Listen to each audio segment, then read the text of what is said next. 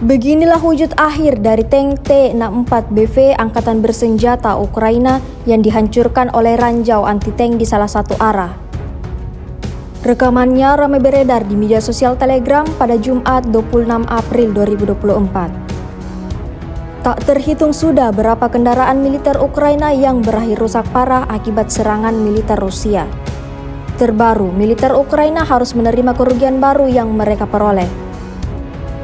Tank T-64BV milik pasukan Kiev hanya tersisa rangka saat setelah diterjang serangan militer Rusia, seperti yang terlihat dalam rekaman.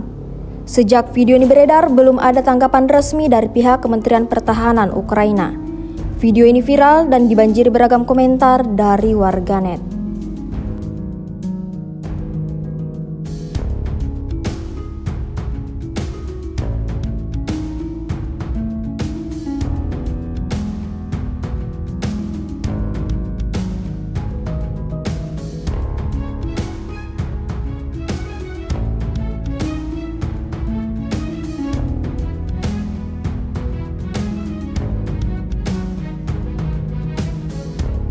Download Tribun X sekarang, menghadirkan lokal menjadi Indonesia.